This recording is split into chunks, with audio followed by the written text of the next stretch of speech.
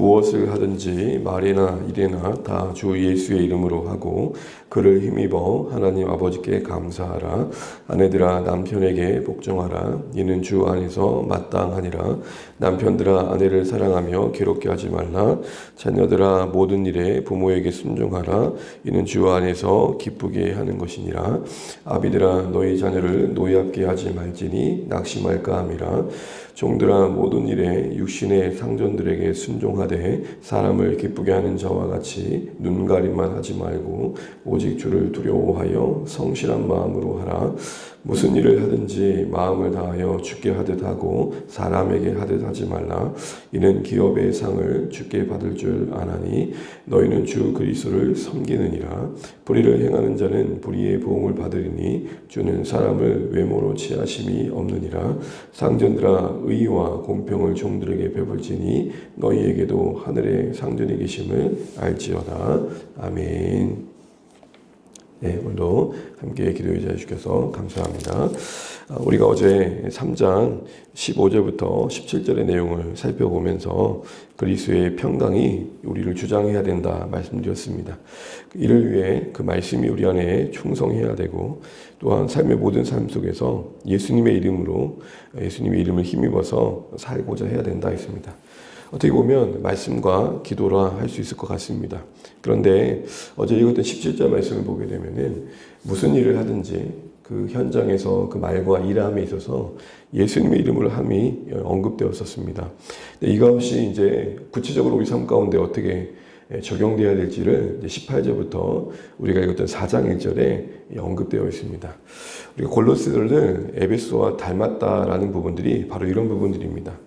에베소 겉면에 있어서 여러분 기억할 것처럼 피차 서로 복종할 것을 권면한 뒤에 그것이 성령 충만한 삶의 모습이며 그래서 각자 아내와 남편 또 아비와 자녀 그리고 주인과 종에게 비슷한 구조를 가지고 권면했었습니다.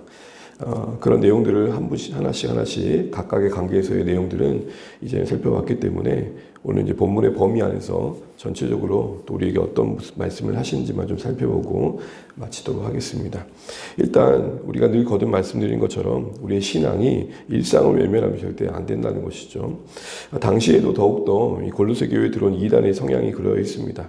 어떻게 하면 더 신비로운 체험을 위해 금욕을 하고 그래서 뭔가 남다른 신앙의 경험들을 가질 수 있을까? 그래서 조금 더 뛰어난 영성을 소유할 수 있을까에 많은 관심을 가졌던 것이죠. 한마디로 종교성이 강했습니다. 그러다 보니까 그 내용과 구조 자체가 자연스럽게 일상을 외면하는 쪽으로 갔던 것입니다. 그러나 우리가 아는 것처럼 우리의 삶은 우리의 주어진 그 삶의 역할들을 신앙의 이 자세로 감당해내는 데 있음을 우리는 잘 알고 있고 또 그렇게 살아가기 위해 주님을 의지해야 된다는 것을 잘 알고 있습니다. 신앙은 결국 교회 생활을 넘어서 우리의 일상을 살아내는 것입니다. 그곳에서 다른 사람을 위해 또 만나는 사람들을 위해 맺어진 관계를 위해 자신을 내어주는 것이죠. 그런 의미에서 오늘 이 전체적인 내용 속에서 우리가 다시 한번 잊지 말아야 될 것은 부름받은 각자의 자리에서 우선 신자됨을 기억해야겠다라는 것입니다. 여러분 18절 19절에 남편과 아내의 관계를 이야기하는 그 가정 속에서도 주 안에서라는 말이 나옵니다. 물론 18절에 직접적으로는 주님 안에서 이게 마땅하다라는 아내들이라는 권면이지만 자연스럽게 묶여있는 병행구절인 19절에 남편들에게도 해당될 것입니다. 남편들도 주 안에서 그 남편됨의 모습으로 아내를 대할 때의 모습은 이러할 것이다 라는 것이죠. 20절 21절에도 주 안에서라고 묶여 있습니다. 자녀들이 주님 안에서 행하는 모습들이 이러해야 된다는 것이고 21절에 주 안에서의 아비의 자세가 이러해야 될 것이다 라는 것입니다. 긴 내용을 언급하고 있는 22절부터 4장 1절에 종과 상전의 관계에서도 오직 주님을 섬기는 모습으로 또 주님을 두려워하는 모습으로 이렇게 언급되어 있는 것들을 보게 됩니다. 상전들에게도 너희 위에 또 다른 주님이 계심을 잊지 말아라 라고 얘기하고 있죠. 공통점이 뭡니까? 어디에 서 있든 거기서 주님을 섬기는 신자됨을 잊지 말라는 것입니다. 여러분 그렇습니다. 오늘 하루도 우리가 놓치지 말아야 할 것 중에 하나는 우리가 신자라는 것입니다. 하나님의 자녀라는 것입니다. 주님을 섬기는 주의 종이라는 것입니다. 우리의 인생이 어디에 있든지 어떤 역할을 부여받았든지 주님의 종으로서 살아내기를 요구받고 있다는 것을 알아야 됩니다. 이 말은 좀 더 적극적으로 말하면 우리가 서로를 섬길 때 주님을 섬기는 자세로 감당할 수 있어야 된다는 거죠. 그래서 24절 말씀을 보시게 되면 이는 기업의 상을 주께 받을 줄 아나니 너희는 주 그리스도를 섬기느니라. 아내를 대할 때, 남편을 대할 때, 자녀를 대할 때, 부모님을 대할 때 우리에게 맺어진 모든 관계 속에서 그 사람의 겉모습만 볼 게 아니라 내가 저 사람을 섬김으로 주님을 섬긴다. 주님을 섬기는 마음으로 내가 저 사람들을 대한다라는 자세가 필요한 것입니다. 이것은 단순한 윤리적인 것들이 아닙니다. 단순히 조금 더 착하게 살고 덕을 세운다는 측면이 아닙니다. 그곳에 주님의 통치가 임해야 한다는 것입니다. 예를 들어 남편과 아내의 관계도 마찬가지입니다. 이것을 단순히 덕목의 차원에서 윤리적인 차원에서 얘기한다면 복종해야 된다, 사랑해야 된다면 남을 것입니다. 그렇지만 주님을 섬긴다고 할 때는 내가 남편의 역할을 감당함으로 인해 우리 아내가 주님을 더 알아야 된다라는 것입니다. 아내가 아내의 역할을 잘 감당함으로 인해서 남편이 주님을 알게 되어야 된다라는 것입니다. 예배에서 말씀 때도 말씀드렸던 것처럼 우리가 서로의 역할을 통해서 주님을 알 수 있어야 된다는 거죠. 어떤 한 부부가 있었습니다. 아내가 좀 심각한 희귀병에 걸린 것 같습니다. 신앙의 생활을 하는 중에 찾아온 그 답답스러운 질병 앞에 낙심이 됐겠죠. 그래서 아이들도 못 돌보고 남편 된 분이 이제 아이들도 챙겨야 되고 아내도 케어해야 되는 상황이었던 것 같습니다. 무슨 마음인지 평소에 그러지 않았는데 이제 병을 알면서부터 남편을 소위 계속 귀찮게 하는 겁니다. 내가 이게 먹고 싶다. 또 오늘 이거 먹고 싶다. 보니 남편이 케어하는 아이들이 있고 일이 해야 될 것도 할 텐데 그런 형편을 채 모른 채 계속 그랬다는 거죠. 나중에서 하는 이야기입니다. 정말 내가 하나님이 나와 동의하신다는 게 전혀 느껴지지 않더라는 것입니다. 주님이 살아계시다면 내가 왜 이런 형편을 쳐야 되냐 이런 생각만 든다는 것이죠. 못된 마음에 남편에게 그렇게 했다는 것입니다. 그런데 그런 마음이 들었대요. 남편이 묵묵히 그런 귀찮은 요구를 해주는데도 불구하고 요구함에도 불구하고 이렇게 하나씩 정말 사랑의 마음으로 해주는 모습을 통해서 참 사람도 저렇게 자신의 그 모습을 이렇게 남편으로서 뭔가 해보려고 노력을 하는데 주님은 얼마나 더 나를 위해 주실까라는 생각이 문득 들더라는 것입니다. 무슨 말입니까? 그 남편이 그 상황에서 힘들었지만 결국 아내를 위하는 마음에 신자로서의 그 남편됨을 감당한 한 모습이 결국 믿음이 흔들렸던 아내의 모습 안에 보이는 사람을 통해 보이지 않는 주님의 신실하심을 배우게 했더라는 것이죠. 다만 그뿐이겠습니까?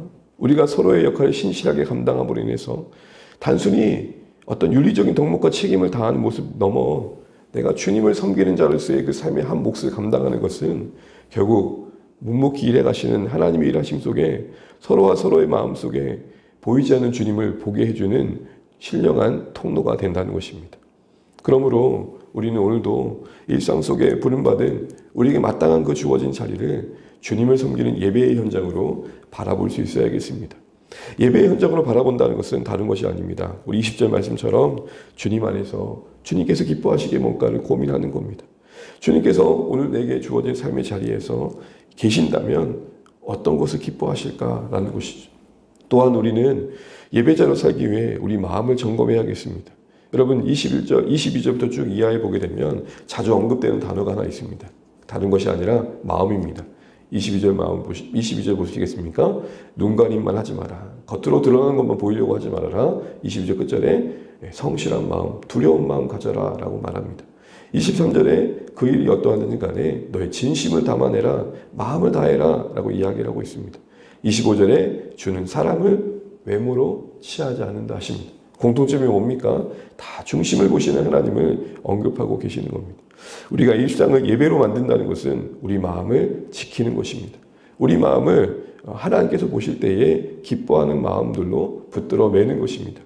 우리 마음은 늘 언제나 여러 마음들이 여러 생각들로 자리 잡습니다. 신령하지 못한 생각들과 복되지 못한 생각들과 마음들이 쉼없이 엄습해 옵니다. 그럴 때마다 우리가 그곳에서 예배자가 된다는 것은 주님이 보실 때 합당하지 않은 생각들을 잘라내는 책임과 결단을 감당해내는 것이죠. 이 모든 것이 쉽지 않기에 총론이었던 17절 말씀에 주님의 이름으로 살아내라. 거기서 주님의 이름을 주님을 섬기는 자로서 나타내라고 함께 더불어 뭘 강조합니까? 17절 말씀 다시 한번 읽고 마치겠습니다. 또 무엇을 하든지 말이나 이래나 다 주 예수의 이름으로 하고 그를 힘입어 하나님 아버지께 감사하라. 예수님의 이름으로 살아내는 책임만을 생각하지 말고 그것을 감당할 수 있도록 힘주시는 주님을 바라보라는 것입니다. 여러분 오늘도 이렇게 기도하시면 어떨까요? 하나님, 내가 오늘도 아비로서, 어미로서, 부모로서, 자녀로서 또 내게 주어진 여러 일들을 감당하는 한 사람으로서 넉넉히 감당할 힘을 주십시오. 내 마음을 지키게 하시고 부름받은 나의 삶의 그 자리에 내가 신자임을 잊지 않게 해주십시오. 자녀가 행하는 행동 앞에 네가 아비한테 어떻게 그럴 수 있어 생각하기 이전에 내가 하나님을 섬기는 신자로서의 아비임을 먼저 생각하십시오. 주님께서 이 자녀를 대할 때 어떻게 행동하셨을까가 먼저 우선되게 하십시오. 이와 같은 마음을 지킴과 또 그 마음 안에 어떻게 하면 주님을 기쁘시게 할 생각하는 그 모습들이 부름받은 우리의 일상에 타자를 위해 우리 자신을 내어주는 참된 예배자의 삶을 감당케 할 것입니다. 오늘 한 날도 주어진 우리 모든 관계 속에서 예배자가 될 수 있도록 힘과 은혜를 구하시고 무엇보다도 우리 마음을 잘 지켜서 오늘도 승리하시는 복된 한 날 되시기를 바랍니다. 오늘 우리 일상이 예배의 현장이 될 수 있도록 또 이 시간 은혜를 구하시는 복된 시간 되시기를 주의 이름으로 축복합니다. 기도하겠습니다.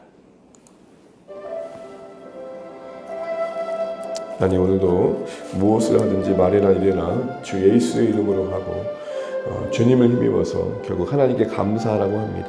오늘도 우리가 주님을 힘입어 하루를 시작함으로 마칠 때쯤엔 하나님, 오늘도 주님의 은혜 때문에 주의 도우심 때문에 잘 감당했습니다. 감사합니다. 이렇게 고백할 수 있는 복된 한 날 되었으면 좋겠습니다. 특별히 우리가 신자임을 주어진 삶의 자리에서 잊지 않기 원합니다. 우리가 사람을 섬기는 게 아니라 주님을 섬기는 자로 우리의 삶의 자리를 인식하게 하시고 어떤 형편과 상황이 있든지 내가 주님을 섬기는 자로서의 삶의 모습들을 나타내기 소원합니다. 그래서 우리 마음을 또 지키고 어떻게든 주님을 기쁘시게 하는 자로의 삶을 살기 위해 주의 능력을 구할 수 있는 우리의 삶이 되길 소원합니다. 오늘도 반복되는 한 달일 텐데 오늘 좀 더 새로운 마음으로 우리의 신자됨을 기억하며 살아낼 수 있도록 하나님의 힘과 은혜를 달라고 기도하시면 좋겠고 중심을 보시는 하나님 앞에 부끄럽지 않은 한 날 되게 해달라고 기도하시면 좋겠습니다. 오늘 저녁에 또 수요기도의 자리에 또 팔복의 기도의 시간에 주시는 복들을 우리가 사모하면 좋겠습니다. 사랑하는 자녀들을 위해서 우리 성도님들을 위해서 주의 몸된 교회를 기도해 주시되 한 해를 잘 마무리하고 새로 맞이하는 새해에 또 기대와 소망을 가질 수 있는 귀한 공동체 되었으면 좋겠고 특별히 사랑하는 우리 모든 성도님들이 더욱 마음 모아서 주의 몸된 교회를 세운 일들에 동역해 갈 수 있는 결단이 있도록 기도해 주시면 좋겠습니다. 우리 오늘 하루의 삶을 위해서 기도해 주시고 또 이날 임적을 위해 세우신 교회들을 위해서 또 전쟁의 고통 가운데 있는 곳에 주의 긍휼이 임하도록 선교지에 주의 은혜가 임하도록 같이 기도하시고 각자의 기도 제목 붙들고 기도하겠습니다. 오늘도 주님 안에서 주와 동행한 복된 하루 되시길 바랍니다. 기도하겠습니다. 하나님 감사합니다. 오늘 우리가 하루를 맞이하며 또 하나님 한 달을 또 시작합니다. 말씀과 기도가 우리의 시작이 되게 하신 것 감사하고 하나님 아비로서 어미로서 또 자녀로서 남편으로서 아내로서 또 주어진 삶의 여러 역할들을 감당할 때 하나님 우리가 신자임을 잊지 않게 도와주십시오. 주님을 섬기는 자로 부름받은 주의 종임을 잊지 않게 도와주시고 우리가 마주하는 모든 상황과 관계 속에서 주님이시라면 어떻게 하셨을까를 고민하며 또 그 일을 감당하게 복연 우리에게 주님을 힘입는 하나님 겸손함이 있기를 소원합니다.